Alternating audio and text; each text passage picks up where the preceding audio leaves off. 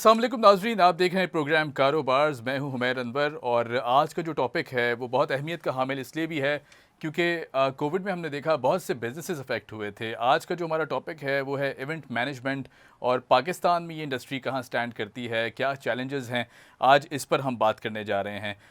Event management में अगर देखा जाए तो पाकिस्तान में बहुत से मौके मौजूद हैं, मगर इस कारोबार में पैसे से ज़्यादा कहा यह जाता है कि ताल्लुकात और मार्केटिंग स्टडी होना बहुत ज़रूरी है। अब कोविड में हमने देखा कि ये बिज़नेस तकरीबन ख़त्म हो गया था क्योंकि ज़ाहिर इवेंट्स ख़त्म हो गए थे, सोशलाइजेशन थी वो भी ख़त्म हो गई थी, इस तरह जितने भी आउटडोर इवेंट्स थे वो भी हमने देखा ख़त्म हो गए थे तकरीबन। लेकिन नॉर्मलसी की तरफ जाने के बाद हमने देखा कि तेज़ी आती जा रही है और बहुत बड़ा एक गैप जो है वो फिल होता हुआ दिखाई देता है, लेकिन अब भी बहुत से मौके मौजूद हैं। ये शोबा और बिज़नेस बहुत सा वक्त मांगता है और आपको हर वक्त किसी भी रवैये को फेस करने की अहलियत भी होनी चाहिए। ये ऐसी इंडस्ट्री है जिसमें अगर इवेंट्स या काम ना आए या फिर मंदी का रुझान हो या फिर देखें कि ट्रेंड्स जो हैं वो नीचे जा रहे हैं, तो बहुत मुश्किल हो जाता है सस्टेन करना और ऐसे में बहुत से लोग जॉबलेस भी हो जाते हैं। अब ज़ाहिर है बहुत से चैलेंजेस और बहुत से प्रोज़ एंड कॉन्स तो हर सेक्टर और हर इंडस्ट्री के साथ जुड़े हुए हैं, लेकिन ख़ास तौर पर इवेंट मैनेजमेंट इंडस्ट्री कहाँ स्टैंड करती है, आज हम इस पर बात करेंगे। हमारे साथ मौजूद हैं मुनीज़ा आज़म। आप फीमेल एंटरप्रेन्योर हैं, डिजिटल सेल्स एनेबलर हैं और बहुत ज़बरदस्त अंदाज से अपने दो बहुत सक्सेसफुल सेटअप्स हैं वो भी चला रही हैं। मुनीज़ा, बहुत शुक्रिया, वेलकम टू द शो। कैसी हैं आप? बिल्कुल ठीक ठाक, thank you so much for having me.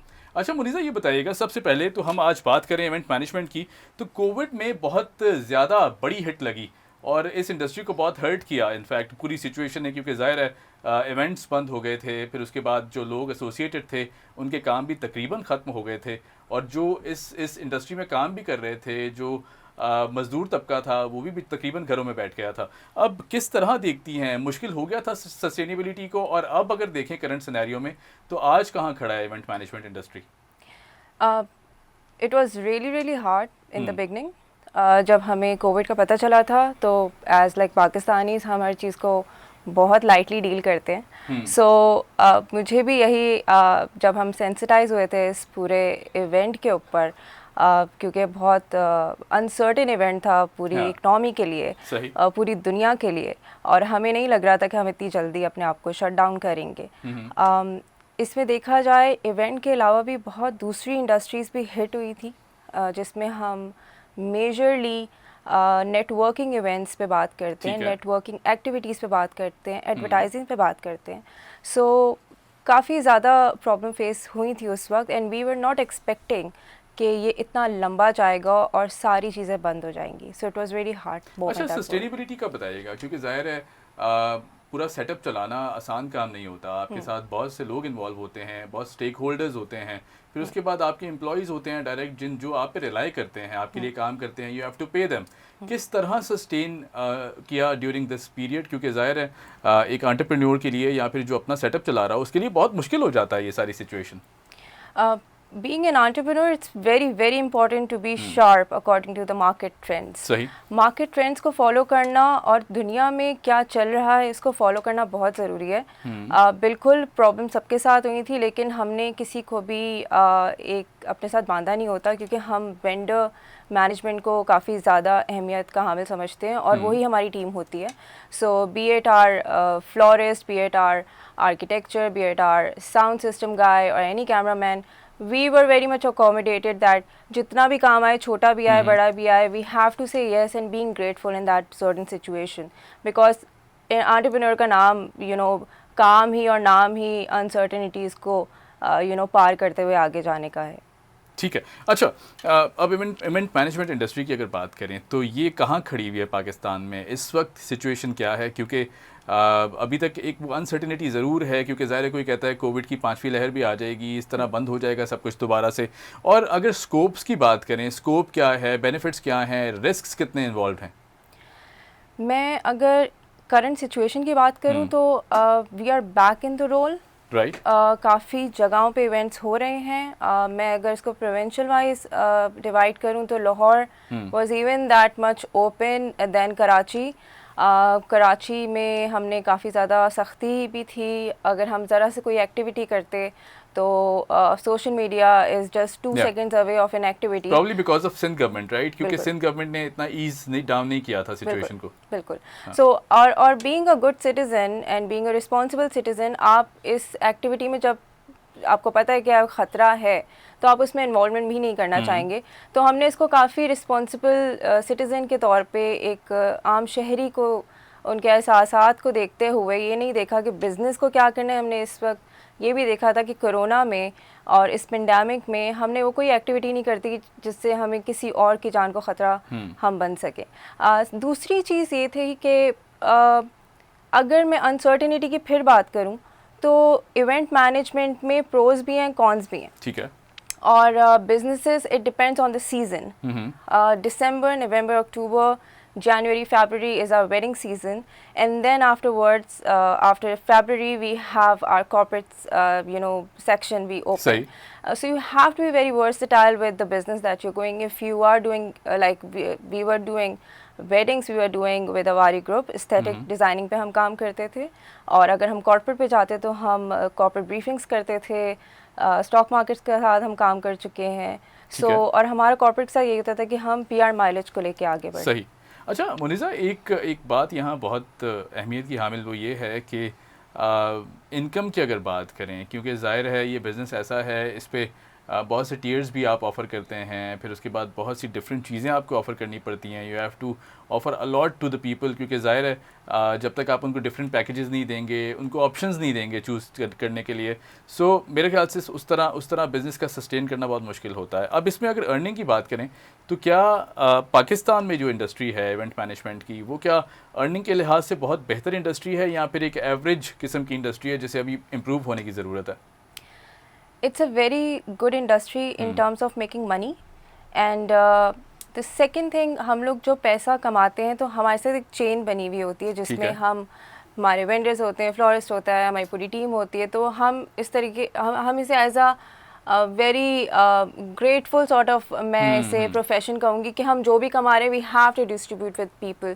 But yes, हमारे पास एक सर्टन मार्जिन होता है जो हम क्लाइंट के साथ अपना बहुत शेयर करते हैं कि this is what your cost is, ये आपकी डिज़ाइनिंग कॉस्ट होगी, डायमेंशन के ऊपर होगा, स्कोप के ऊपर, वर्क ऑफ स्कोप के ऊपर काम हम करते हैं, और उसके बाद हमारी 15% कॉस्ट होती है जिसको हम अपना प्रॉफिट में लेते हैं, and then we have to pay the taxes accordingly. ठीक है। अच्छा, अगर ताल्लुकात की बात करें, क्योंकि एक परसेप्शन है, एक बहुत बड़ा परसेप्शन ये भी है कि पैसे से ज़्यादा आपके ताल्लुकात होने चाहिए, आपको मार्केट स्टडी होनी चाहिए, फिर उसके बाद मार्केटिंग स्ट्रेटजीज़ इस तरह बनाएं कि आपका ये कारोबार जो है वो सक्सेसफुल हो सके। इसमें पैसा इतना ज़्यादा इंपॉर्टेंट रोल प्ले नहीं करता जब आप शुरू करने जा रहे होते हैं। Is that true? That is very true, because मैंने अपना बिल्कुल ज़ीरो पैसों से स्टार्ट किया था। It was a zero capital that I started with. ठीक है, ठीक और है। आपके साथ आपका एक्सपीरियंस बहुत मैटर करता है, एंड देन आपका नेटवर्क क्या है, और उसके बाद आप उस नेटवर्क के साथ अपने काम को रिटेन कितना करते हैं। अगर आपने एक बड़े इवेंट कर लिया, उसके बाद आपने उसकी रिटेंशन रखनी है। बिजनेस में ये बहुत ज़्यादा मैटर करता है। For example, if a good movie is coming with that particular hero, उनको अपने वर्सिटैलिटी को उतना ही और अपने रैंक को उतना ही आगे बढ़ा के लेके चलना पड़ता है। So it's a very challenging job, and somehow sometimes we have to face very different type of people. बहुत अच्छे भी होते हैं, बहुत चैलेंजिंग भी होते हैं, इनकी बहुत डिमांड भी होती है, बट प्रॉफिट हम मार्जिन नहीं रख रहे होते, लेकिन हम लोग अपनी कॉस्ट कटिंग के ऊपर भी हम काम कर रहे होते हैं। अच्छा, क्योंकि ज़ाहिर इन्फ्लेशन हमने देखा कि पिछले कुछ टेन्योर में, एक आध साल में इन्फ्लेशन जो है वो इतनी ज़्यादा हो चुकी है, क्योंकि दुनिया भर की अगर बात करें तो वो हुकूमत ये कहती है जी कि ग्लोबल इकोनॉमी जो है वो भी इसी तरफ जा रही है, बहुत ज़्यादा महंगाई हो गई है। लेकिन हमारी जो लोकल प्रोडक्ट्स हैं, ज़ाहिर है बहुत सी चीज़ें इन्वॉल्व हैं, खाना इन्वॉल्व है इसमें, और भी बहुत सी चीज़ें इन्वॉल्व हैं। फिर ज़ाहिर है महंगाई का जो एक अफेक्ट है वो कितना असरअंदाज होता है, क्योंकि अब हमने देखा कि जो लोग अच्छी इनकम थी जिनकी, जो वेल ऑफ थे, वो भी स्ट्रगल करते दिखाई दे रहे हैं और बहुत परेशान हैं। सस्टेनेबिलिटी उनकी, कारोबारी हजरात बहुत परेशान हैं। अभी भी ऐसा ही है। अगर आप किसी एम्प्लॉय से बात करेंगे तो वो आपको बाद में ही बताएंगे ही इज़ अंडरपेड। जी। और अगर आप किसी बिजनेसमैन से या किसी जैसे ख़वातीन काफ़ी बिजनेस कर रही हैं और पेंडेमिक में हमने काफ़ी वर्सेटैलिटी फिर देखी है, हमने काफ़ी एक्टिविटीज़ देखी हैं सोशल मीडिया पे कि ख़वातीन ने एक चैलेंजेस को एक्सेप्ट किया था, which is a very good thing. और फाइनेंशियल इंडिपेंडेंसी के ऊपर काफ़ी काम हुआ है। सो अगर मैं इस चीज़ को देखूं तो it is a layer of the economy. हमने महंगाई को बढ़ते हुए देखा है, कभी घटते हुए नहीं देखा है। सो हमें हर चीज़ का ध्यान रखते हुए आगे बढ़ना चाहिए। अच्छा, आपने कहा कि मार्जिन्स बहुत अहमियत रखते हैं, कभी आपको बहुत कम करने पड़ते हैं, कभी आपको बहुत ज़्यादा बढ़ाने पड़ते हैं। ये जो डिसीजन मेकिंग है, is it too tough to decide? क्योंकि ज़ाहिर है उस टाइम पे जब कस्टमर आपके सर पे खड़ा हो, किस तरह इन चीज़ों को कैटर किया जाता है? बहुत मुश्किल भी हो जाता है, कभी कभी लॉस भी हो जाता होगा इस सिचुएशन में। बिल्कुल हुआ है। कभी कभी आपकी टीम जिस पे आप बहुत रिलाई कर रहे होते हैं वो बैक आउट कर जाती है, कभी कभी क्लाइंट बैक आउट कर जाते हैं। नेगोशिएशन बहुत ज़्यादा मैटर भी करती है, लेकिन इतनी ज़्यादा मैटर नहीं करती क्योंकि आपका रिलेशनशिप होता है एंड ये पूरा बिजनेस पीपल मैनेजमेंट के ऊपर है, आप मैनेज कैसे करें अपने क्लाइंट को।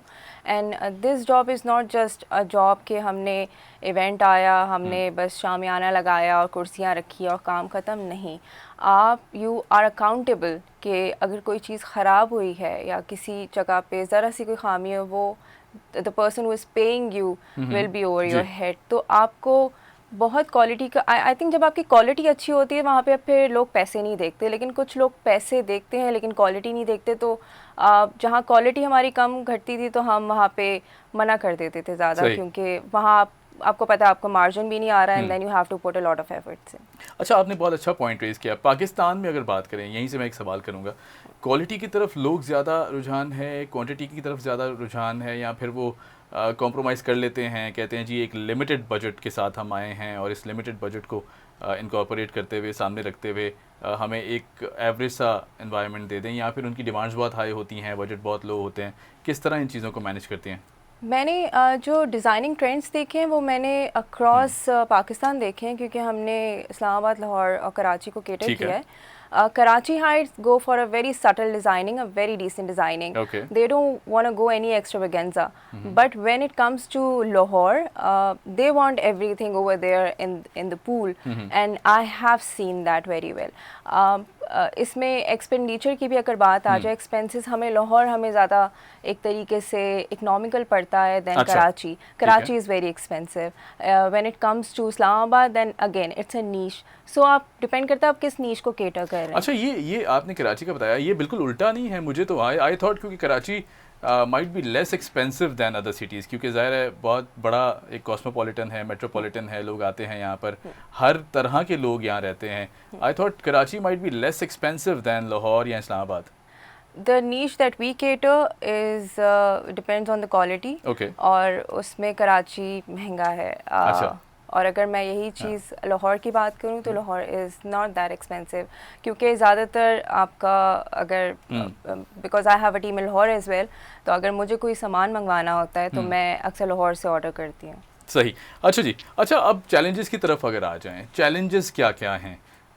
इसको शुरू करने से पहले क्या चैलेंजेस थे, फिर जब स्टार्ट कर लिया तो कौन से चैलेंजेस थे? क्योंकि ज़ाहिर है इवेंट मैनेजमेंट ये जो कंपनी चलाना या फिर बिज़नेस को रन करना, ये ऐसी है जैसे हर रोज़ कोई ना कोई नया चैलेंज आप फेस करते होंगे। अब चैलेंजेस की अगर बात करें तो शुरू करते हुए क्या चैलेंजेस आते हैं, और फिर ज़ाहिर है जब आप इसको शुरू कर लेते हैं और फिर ये चलना शुरू हो जाता है, उसके बाद के चैलेंजेस पर रोशनी डालिएगा।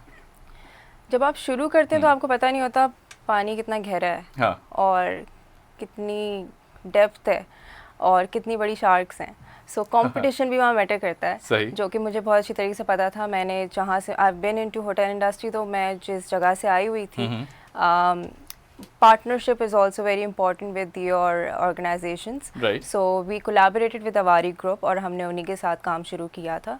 और मैंने वहीं से सीखा भी था, और मैंने वहाँ पे जितने हाई नीश इवेंट्स होते हैं ज़्यादातर वहीं पे होते थे, तो मैंने देखा है कि किस हिसाब से लोग इसको एक्सपेंड करते थे।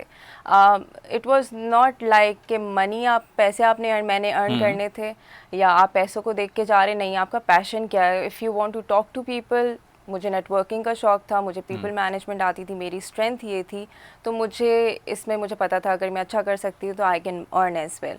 अब आ जाएं आप रिटेंशन पे। है। बात फिर वही आ गई हाँ। कि आपका क्वालिटी का अगर बिजनेस है और अगर आपका क्वालिटी काम है तो client will stick to you. Okay. But again मैं आपको एक और चीज़ बताती हाँ। हूँ, लाहौर में people stick to one person अच्छा। When it comes to the business Okay. और वर्क, क्योंकि रिलेशनशिप बहुत मैटर करता है। Karachi heights go with different different experiences. ठीक है। अगर एक से करना है तो वो दूसरा ऑप्शन ज़रूर रखेंगे, प्लान ए है तो प्लान बी ज़रूर होगा, और ये हमारे साथ हर बिजनेस में भी होता है। सही। अच्छा, यानी लाहौर वाले अभी तक नंबर लेके जा रहे हैं हर सिनेरियो में बात की जाए तो। सही। अच्छा, अब अगर आ जाते हैं कि जाहिर सी बात है, माइंडसेट पाकिस्तानियों का अगर बात करें तो बहुत मुश्किल माइंडसेट है। आसानी से लोग सेटिस्फाई नहीं हो पाते, क्योंकि ज़ाहिर लोगों का एक परसेप्शन ये भी है कि हम पैसे दे रहे हैं और अगर उस तरह की सर्विसेज नहीं मिली या ये नहीं मिला तो किस तरह उनको सेटिस्फाई किया जाता है, क्योंकि ये एक बहुत मुश्किल काम है। क्योंकि जिस दिमाग में या दिल में ये बात आ जाए कि ये काम ख़राब हुआ है, सही नहीं हुआ, वो आप जितना भी अच्छा कर लें उसके बाद आप मेरे ख्याल से उसको कवर करना बहुत मुश्किल होता है। तो क्या इस इंडस्ट्री में भी बहुत मुश्किल है कस्टमर सेटिस्फैक्शन? देखिए, ये एक तरीके से थैंकलेस जॉब है। ठीक है। आप जितना भी गुड़ डाल देना, या तो अनटिल अनलेस आपका बहुत बड़ा नाम नहीं है तब तक उतनी आपको अप्रोचेस नहीं मिलती या सही। उतनी आपको एप्रिसिएशन नहीं मिलती। मैं I am being very honest. Okay. इसके अलावा हाँ। अगेन जब आप क्वालिटी को समझा रहे होते लोगों को तो लोग नहीं अक्सर मानते कि क्वालिटी पे जाना चाहिए। महंगाई को देखते हुए, इकोनॉमिकल अपसाइड्स देखते हुए और डाउनफॉल देखते हुए हमें हमेशा चीज़ों को एक्सपेंसेस के ऊपर कट डाउन करना पड़ता है। लेकिन जिनका नाम बना हुआ है वहाँ पे लोग क्वालिटी को एक्सपेंसेस को नहीं देखते। और रही बात, अगर जैसे वो ऐसे चैलेंजेस आ जाते हैं तो हमारी 24/7 ही एक टीम खड़ी भी होती है हमारे साथ। हम अपने वेंडर्स को, अपनी टीम को अपने साथ रखते हैं। अगर कहीं भी प्रॉब्लम होती है so they are always there, of course we are there until we lock the door of the banquet and leave. हाँ, सही। अच्छा, यहाँ पे एक बहुत इम्पॉर्टेंट सवाल ये है, क्राइसिस मैनेजमेंट बहुत ज़रूरी है इस इंडस्ट्री के लिए। अब एकदम से खड़ा हुआ प्रॉब्लम एकदम से सामने आ जाए, फिर ज़ाहिर है अगर इवेंट भी स्टार्ट हो गया है, उसमें क्राइसिस मैनेजमेंट को किस तरह देखती हैं? कितना ज़्यादा रोल प्ले करता है अगर आप कॉन्फिडेंस ना लूज़ करें अपना, और जिस तरह आप फेस करते हैं उस क्राइसिस को, ये कितना ज़रूरी है?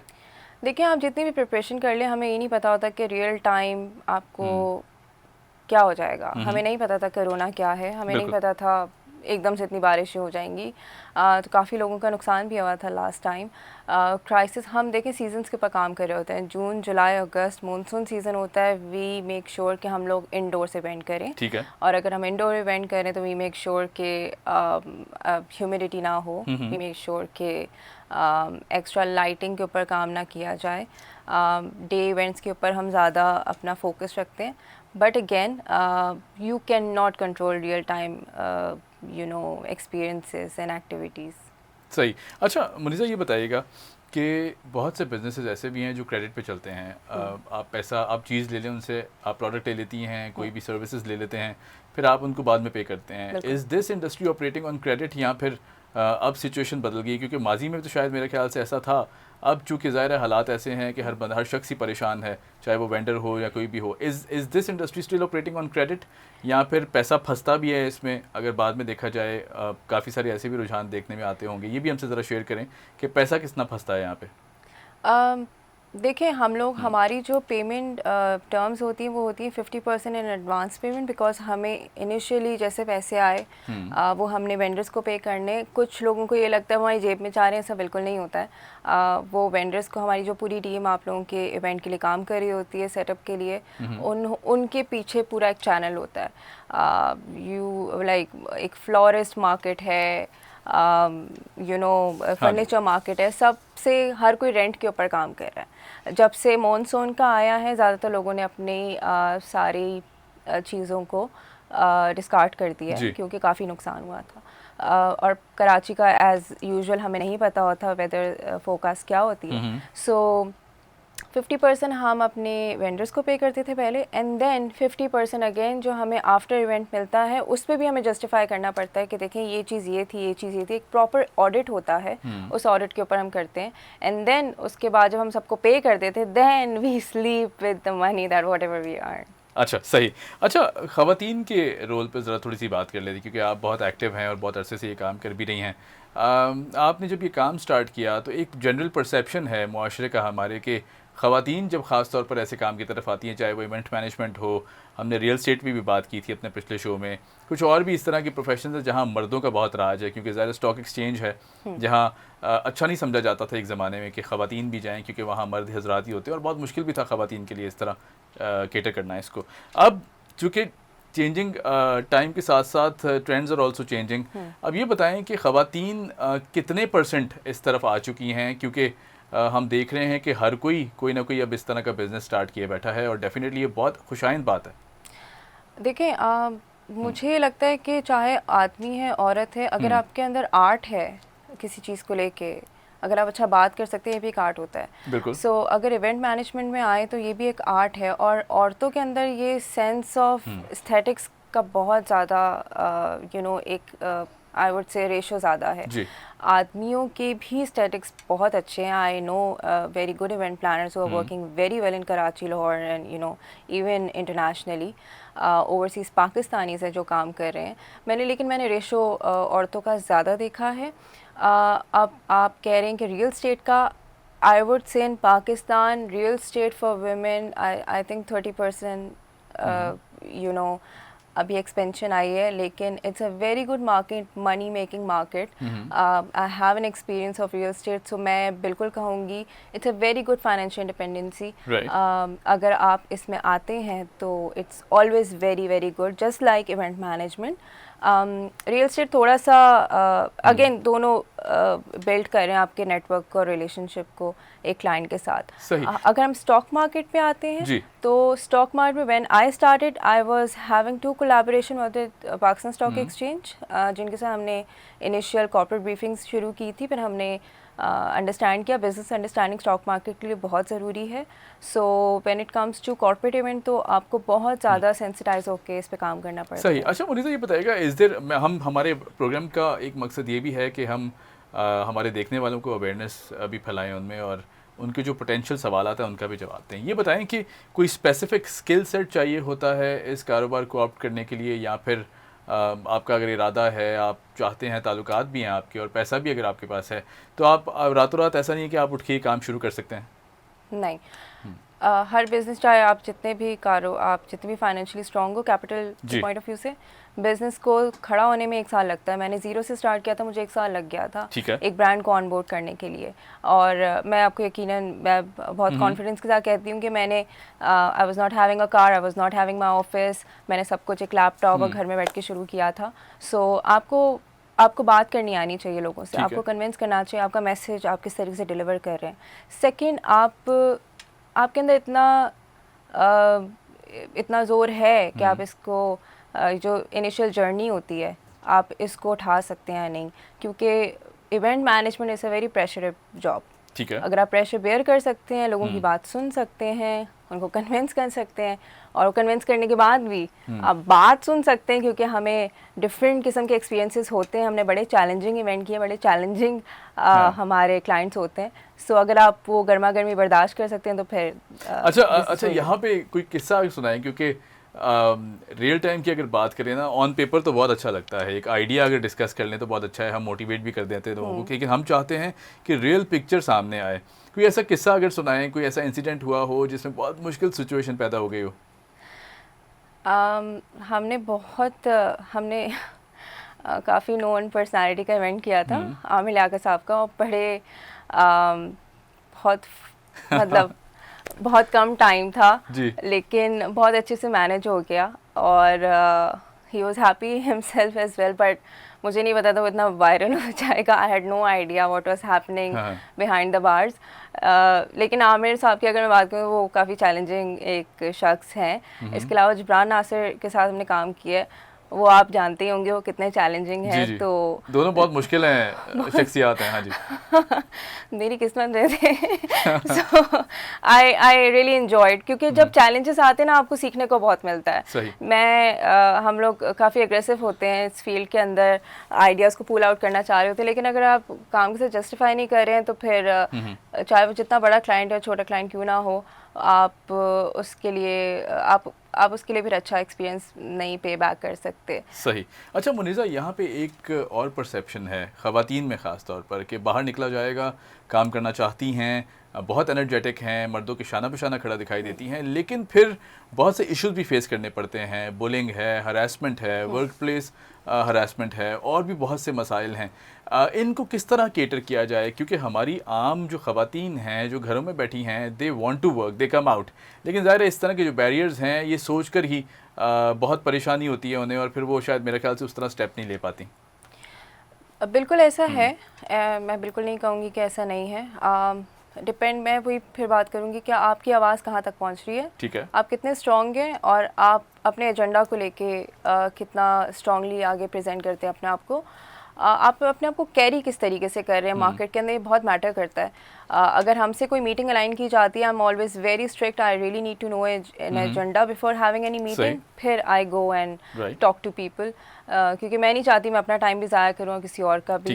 बिकॉज ज़्यादातर हमें ऐसी कॉल्स आती थी कि प्लीज़ आके आइडिया शेयर कर लें। No, if it is confirmed with me, I would love to do it.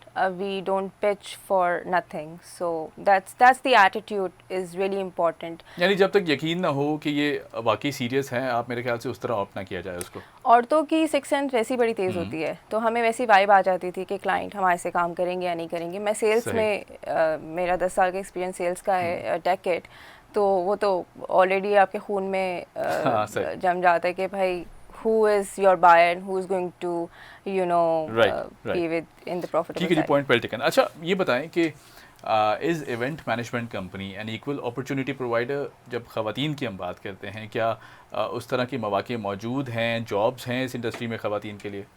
अगर हम इसको ज़्यादा एक्सपेंशन की साइड पे लेके जाएं एज ए कॉरपोरेशन, बिल्कुल है, लेकिन फिर अनसर्टेन लेवल्स पे, और it's a roller coaster ride. आपको नहीं पता कौन सा मंथ अच्छा है, कौन सा मंथ अच्छा नहीं है, किस वक्त आप अच्छा कमा रहे हैं, हम नहीं कमा रहे। आई थिंक इसके लिए बैकअप प्लान्स बहुत ज़रूरी हैं आजकल के दौर में। मैंने जब शुरू किया था तो मेरा है कि I just go and crash the gates, I just want to do things. So ये हर एक का नहीं होता, हर कोई स्ट्रेटेजिकल वे में चल रहा होता। तो आई थिंक सबका बिजनेस प्लान होना भी ज़रूरी है, और फाइनेंशियली पीछे स्टेबिलिटी होना ज़रूरी है अगर आपने एक्सपेंशन पे जाना है।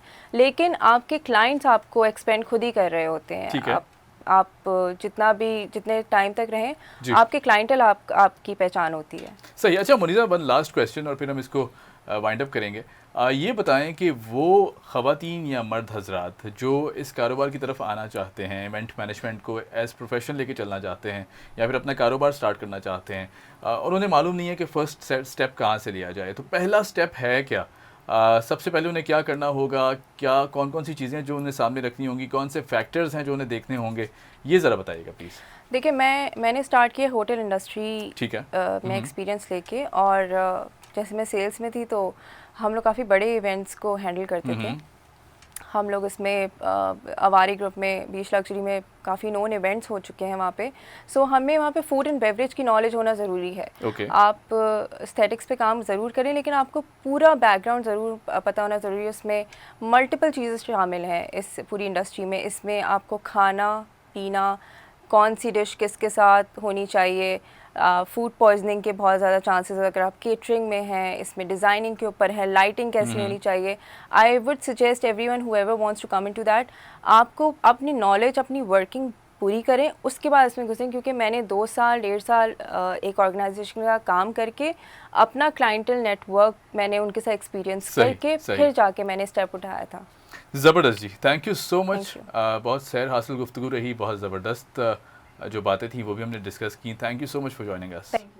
और जिस तरह नाज़रीन आपने देखा कि Muniza is a female entrepreneur और बहुत अरसे से इस इंडस्ट्री के साथ एसोसिएटेड हैं, तो ये इस बात का सबूत है। और साथ साथ जो हमने बात की कि मेरे ख्याल से प्रोफेशन, किसी भी प्रोफेशन की बात करें, मुश्किलात डेफिनेटली आती हैं जब आप स्टार्ट करते हैं, लेकिन at the end of the day अगर आपको उसकी मार्केट स्टडी नहीं है, आपको मालूम नहीं है कि कौन से अप्स और कौन से डाउन्स हैं उस इंडस्ट्री के साथ जुड़े हुए हैं, और आपने कोई सर्वे नहीं किया ख़ास तौर पर और फिर सीखा नहीं है उसे, तो मेरे ख्याल से जो आपका पैसा है वो वेस्ट होने के चांसेस बहुत ज़्यादा हैं। तो सबसे पहले तजर्बा हासिल कर लिया जाए और फिर उस पर्टिकुलर फील्ड में आगे एक्सेल किया जाए और अपनी इन्वेस्टमेंट की जाए। मुझे दीजिए इजाज़त, आपसे मुलाकात होगी अगले हफ्ते। बहुत शुक्रिया, thank you so much and keep watching talent news.